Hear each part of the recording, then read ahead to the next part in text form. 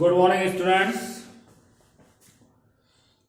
Dear student, last video में हमने आपको क्रेनेटा के बारे में आपसे चर्चा की और बताया कि जीवों का जो मस्तिष्क होता है वो मस्तिष्क खोल में अर्थात क्रेनियम के अंदर क्या रहता है, सुरक्षित रहता है। क्रेनेटा जो जंतु होते हैं उनमें स्पष्ट सिर पाया जाता है, मस्तिष्क पाया जाता है। इनका एक ही उपसंग पाया जाता है जिसका नाम होता है वर्टेब्रेटा, जिसमें नोटोकॉर्ड जो होती है वो कशेरुकदंड के अंदर क्या हो जाती है, परिवर्तित हो जाती है। इन जंतुओं का जो शरीर होता है वो 4 भागों में बटा होता है। सिर, ग्रीवा, धाड़ और पूंछ के अंदर क्या है, बटा होता है। इन जंतुओं का बाह्य कंकाल सल्क, पंख व रोमों से क्या है, बना होता है। मैंने आपको बताया क्रेनेटा को जबड़े की उपस्थिति और अनुपस्थिति के आधार पर 2 किसमें बांटा गया, प्रभागों में बांटा गया, एग्नेथा और ग्नेथोस्टोमेटा। देखिए प्रभाग एग्नेथा में मैंने बताया कि प्रभाग एग्नेथा के जो जंतु होते हैं उनमें वास्तविक जबड़ा और वास्तविक उपांगों का अभाव होता है। शरीर पर जनन वाहिनियों का क्या होता है, अभाव होता है।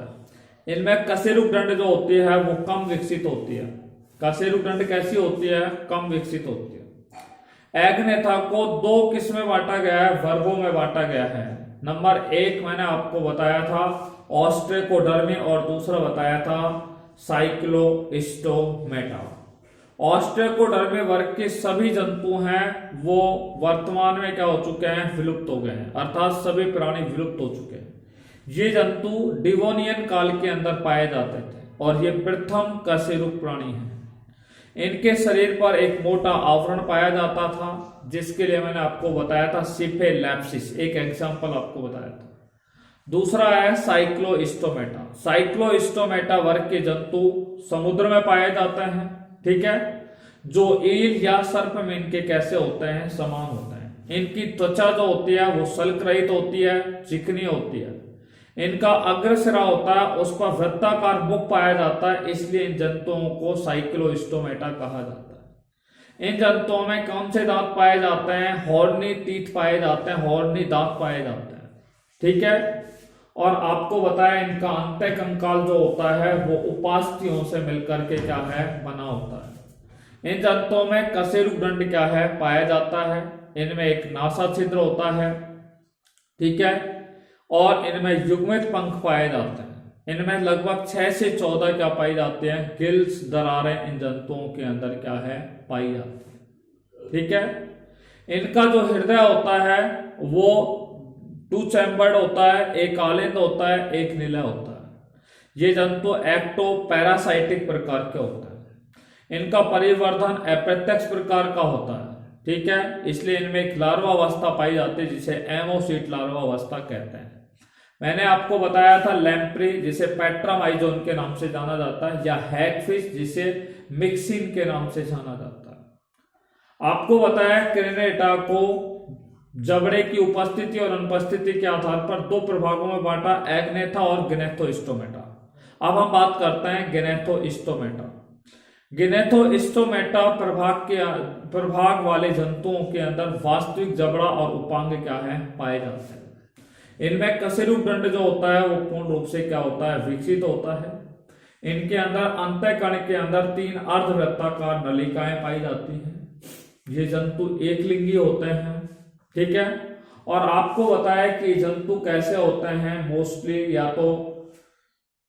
ये जंतु मोस्टली या तो जल में पाए जाते हैं, कुछ स्थल में भी पाए जाते हैं, ठीक है, यानी कि वो भिन्न भिन्न प्रकार के आवासों के अंदर पाए जाते हैं। ग्नेथोस्टोमेटा को गमन अंगों के आधार पर, ठीक है, हृदय के आधार पर, श्वसन अंगों के आधार पर, त्वचा के आधार पर 2 महावर्गों में बांटा गया है, पिसीज और टेट्रापोडा, ठीक है। यहां तक हमने आपसे लास्ट वीडियो में आपसे चर्चा की। आज जो हम आपसे चर्चा करने जा रहे हैं वो पिसीज वर्ग पर, पिसीज महावर्ग पर आपसे क्या करेंगे, चर्चा करेंगे। लेसन नंबर 4 एनिमल किंगडम, जंतु जगत, ठीक है। और आपको बता दें जंतु जगत में हम बात करेंगे पिसीज महावर्ग पर। कौन सा महावर्ग, पिसीज महावर्ग।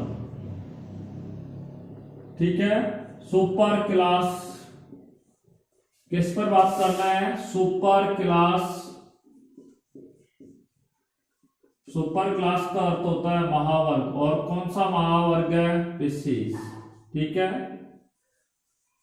देखिए स्पीशीज के अंदर खास तौर से मत्स्य आती है, मछलियां आती है। ठीक है, इसलिए इस वर्ग को मत्स्य वर्ग भी कहा जाता है। स्पीशीज महावर्ग के जो जंतु होते हैं वो मोस्टली कैसे होते हैं, पूर्ण रूप से जल के अंदर पाए जाते हैं।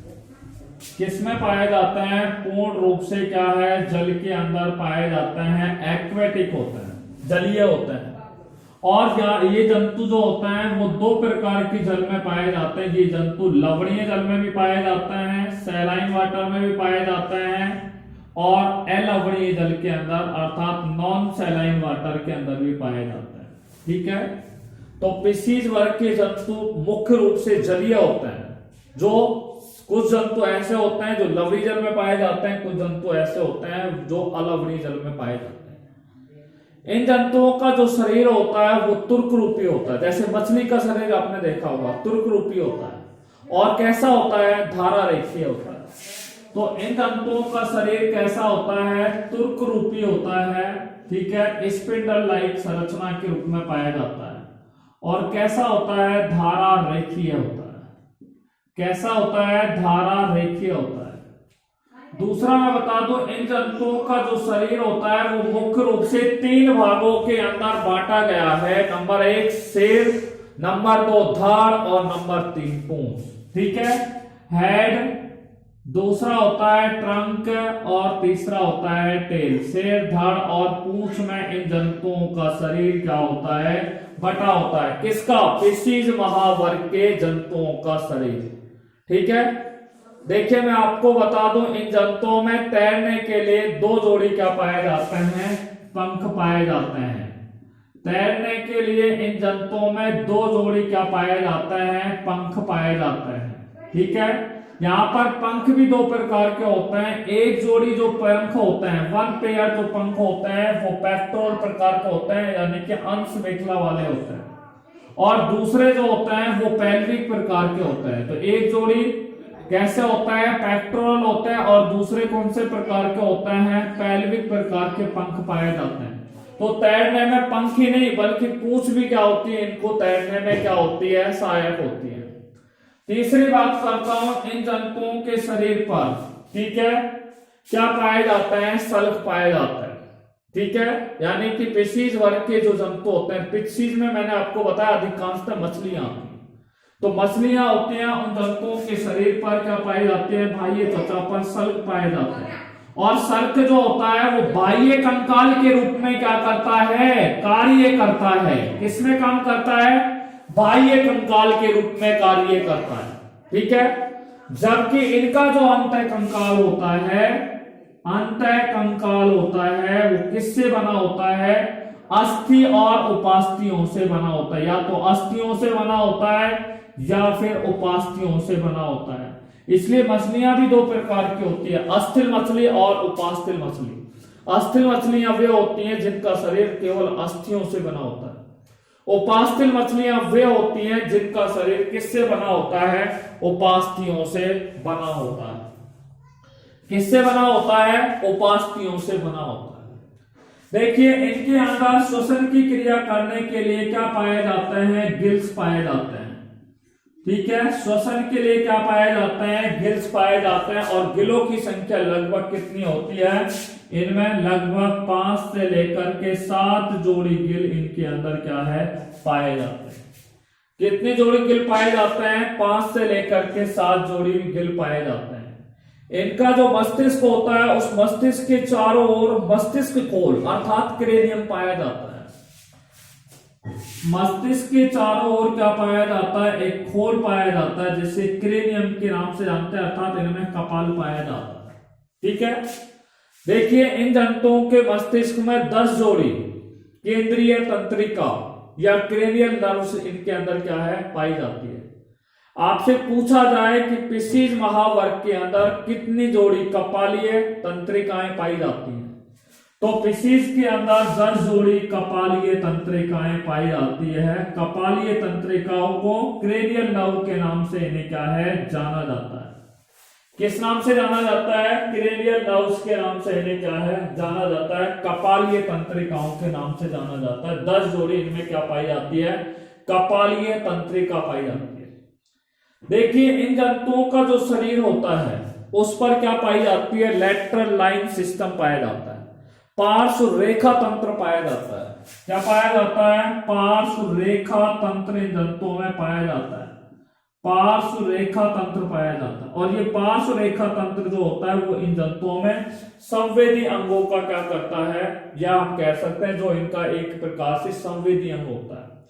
पार्श्व रेखा तंत्र जो होता है वो फिशीज महावर्ग के जंतुओं में एक प्रकार का संवेदी अंग होता है। इनका जो हृदय होता है आपको बता दूं वो 2 कोष्ठों में बटा होता है, 2 चैम्बर्ड होता है। और इनका जो हृदय होता है उसमें एक आलिंद पाया जाता है और एक क्या पाया जाता है? निलय पाया जाता है। 1 ऑरिकल एंड 1 वेंट्रिकल पाया जाता है। इनके हृदय के अंदर क्या है? अशुद्ध रुधिर पाया जाता है, इसलिए इस प्रकार के हृदय को वीनस हृदय कहा जाता है। इनके हृदय में कौन सा रुधिर पाया जाता है? अशुद्ध रुधिर पाया जाता है, इम्प्योर ब्लड पाया जाता है। इसलिए इस प्रकार के हृदय को क्या कहा जाता है? वीनस हार्ट कहा जाता है। किस नाम से जाना जाता है? वीनस हार्ट कहा जाता है। इसलिए इन जंतुओं में रुधिर का जो शुद्धिकरण किया जाता है वो गिल्स की सतह पर होता है।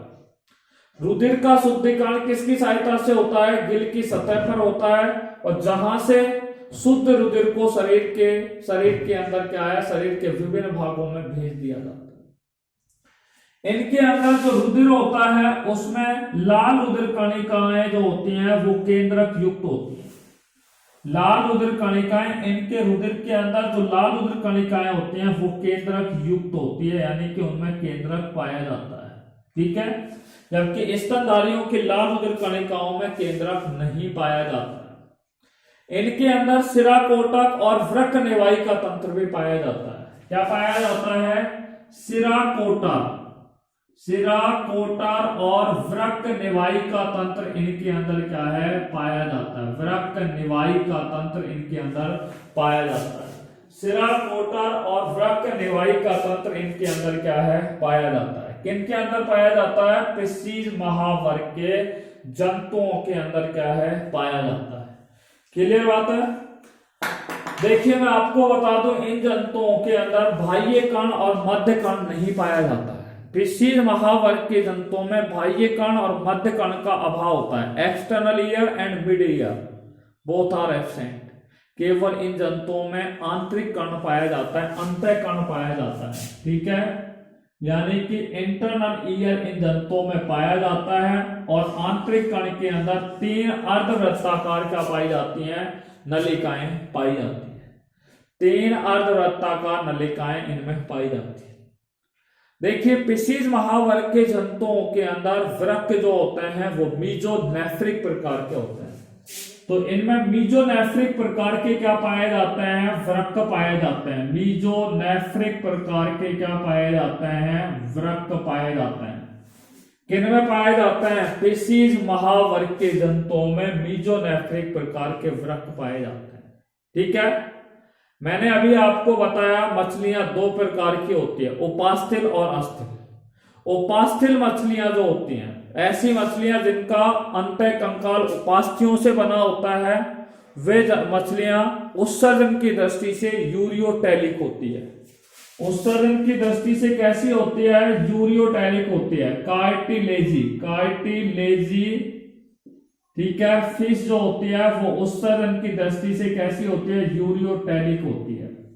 जबकि जो मछलियां कैसी होती हैं? अस्थियां होती हैं, जिनका अंतः कंकाल अस्थियों से बना होता है, यानी कि बॉनी फिश की अगर बात करें तो अस्थिर मछलियां जो होती हैं उनमें उत्सर्जन की क्रिया ट्राइमेथिलएमीन के द्वारा, यानी कि उनके द्वारा बॉनी फिश के द्वारा ट्राइमेथिलएमीन का उत्सर्जन किया जाता है। देखिए फिशीज महावर्ग की जो मछलियां होती हैं ये इंपॉर्टेंट है, मोस्टली यूनिसेक्सुअल होती है, एक लिंगी होती है। इनमें जो निषेचन होता है वो बाह्य प्रकार का निषेचन पाया जाता है, एक्सटर्नल फर्टिलाइजेशन पाया जाता है। कुछ ऐसे भी जंतु होते हैं जिनमें इंटरनल फर्टिलाइजेशन भी पाया जाता है। ठीक है, यानी कि पिसीज महावर्ग के जंतुओं में बाह्य निषेचन और अंतर निषेचन दोनों ही जंतुओं में पाया जाता है। देखिए, इनमें विचलन की बात करें तो इनमें पूर्णभंजी और असमान प्रकार का विचलन पाया जाता है। हॉलोब्लास्टिक, हॉलोब्लास्टिक का अर्थ होता है पूर्णभंजी, ठीक है, और अनइक्वल, अनइक्वल असमान पूर्णभंजी विचलन इनके अंदर क्या है, पाया जाता है। ठीक है, holoblastic and unequal cleavage is found in Pisces super class. ठीक है, तो पिसीज महावर्ग के जंतुओं में असमान विचलन पाया जाता है, और यानी कि कौन सा विचलन पाया जाता है, पूर्णभंजी विचलन उनमें पाया जाता है। ये जंतु कैसे होते हैं, अनएम्नियोट्स होते हैं। अनएम्नियोट्स का अर्थ होता है कि वे जंतु जिनके अंदर बाह्य भ्रूण झिल्ली एम्नियोन से बनी हुई नहीं होती है। ठीक है, जिनमें बाह्य भ्रूण झिल्ली एम्नियोन से नहीं बने होते हैं वो अनएम्नियोट्स कहलाते हैं। इन जंतुओं में युग्मित क्या पाए जाते हैं, जनक पाए जाते हैं, गोनेट्स पाए जाते हैं, जो अवस्कर क्षेत्र में क्या है, खुल जाते हैं, जो क्लोइका के अंदर क्या है, खुल जाते हैं। इन जंतुओं का जो परिवर्धन होता है वो कैसा होता है, प्रत्यक्ष प्रकार का होता है, यानी कि डायरेक्ट डेवलपमेंट इनके अंदर पाया जाता है। डायरेक्ट डेवलपमेंट इन जंतुओं के अंदर क्या है, पाया जाता है। प्रत्यक्ष प्रकार का परिवर्धन इनमें पाया जाता है। देखिए, मत्स्य वर्ग या पिसीज महावर्ग के जो जंतु होते हैं उनकी शिशु अवस्था को क्या कहा जाता है, फ्राई कहा जाता है। तो पिसीज महावर्ग के शिशु अवस्था को, इनकी शिशु अवस्था को क्या कहा जाता है, फ्राई कहा जाता है। क्या कहा जाता है, फ्राई कहा जाता है। शिशु अवस्था को फ्राई कहा जाता है। अंडे जो होते हैं वो योग की दृष्टि से या तो मध्यपीठ के होते हैं या अतिपीठ के होते हैं। ठीक है, एलेसिथल होता है, सॉरी मीजोलेसिथल होता है, या फिर किस प्रकार का होता है, मैक्रोलेसिथल होता है। यानी कि इनके जो अंडे होते हैं, अंडा जो होता है वो या तो मध्यपीठ की होता है या फिर कैसा होता है, अतिपीठ की प्रकार का अंडा होता है। ठीक है, पिसीज महावर्ग के जंतुओं के अंडे मध्यपीठ की या अतिपीठ की प्रकार के होते हैं। देखिए, यहां पर एक बहुत ही इंपॉर्टेंट है, कई बार पूछ लिया जाता है, सीजनल माइग्रेशन क्या है। सीजनल माइग्रेशन को हिंदी में बोलते हैं मौसम स्थानांतरण। कुछ मछलियां क्या है, एक निश्चित मौसम में स्थान परिवर्तन करते हैं।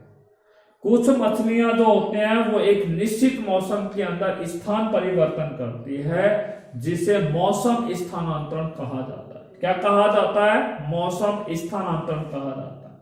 और स्थान मौसम स्थानांतरण जो होता है वो उसके आधार पर ये दो प्रकार की मछलियां होती हैं।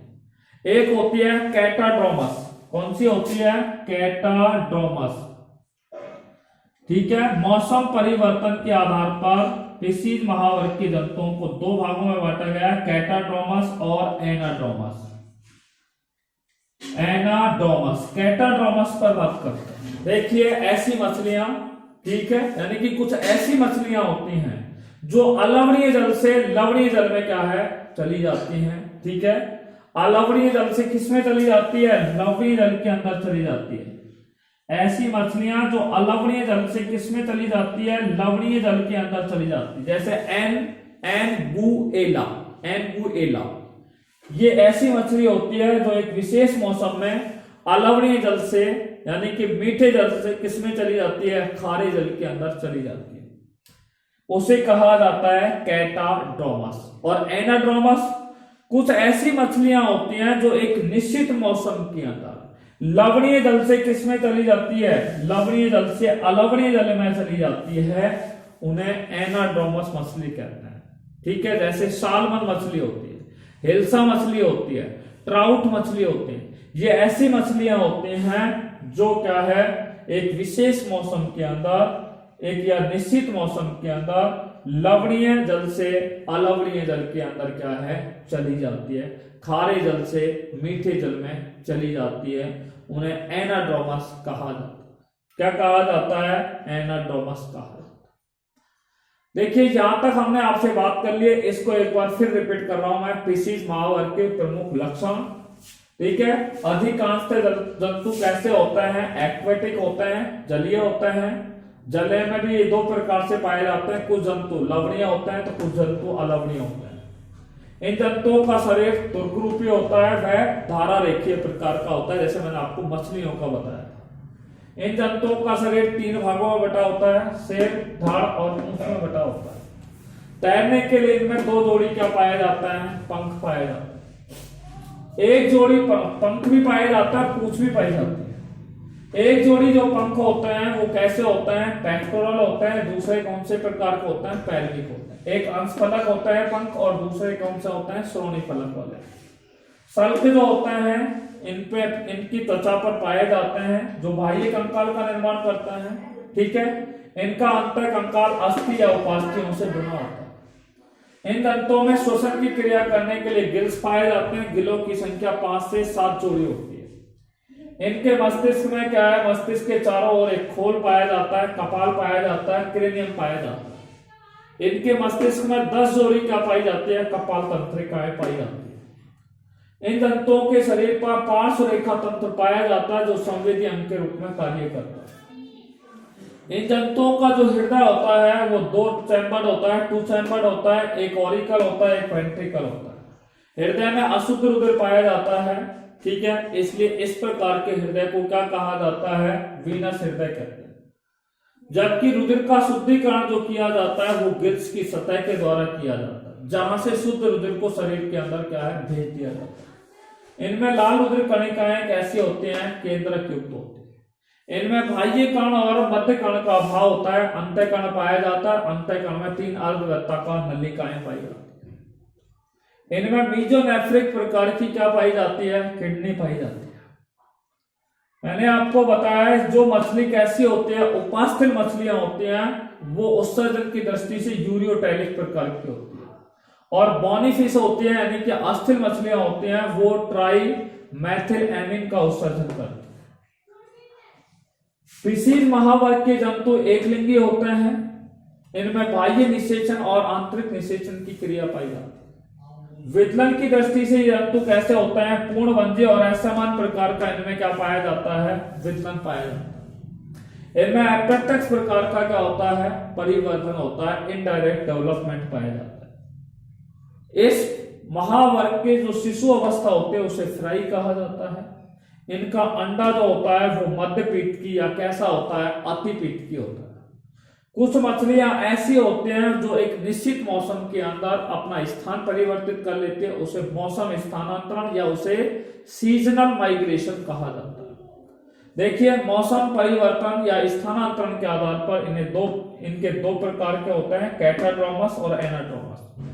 ऐसी मछलियां जो अलवणीय जल से लवणीय जल में एक निश्चित मौसम के अंदर क्या है, चली जाती है, वो कैटाड्रोमस मछलियां कहलाती है, जिन्हें एंगुइला, ये एक विशेष प्रकार की मछली होती है। एनाड्रोमस ऐसी मछलियां जो एक निश्चित मौसम के अंदर लवणीय जल से अलवणीय जल में चली जाती है, स्थानांतरित हो जाती है, उन्हें एनाड्रोमस मछली कहा जाता है। देखिए फिशिज महावर्ग का हम यहां से आके वर्गीकरण पढ़ेंगे। फिशिज को कितने क्लासेज के अंदर बांटा गया है, किस आधार पर बांटा गया है, इस पर हम चर्चा आपसे नेक्स्ट वीडियो में करेंगे। Till then take care, bye corona, be safe, be happy, thanks very much.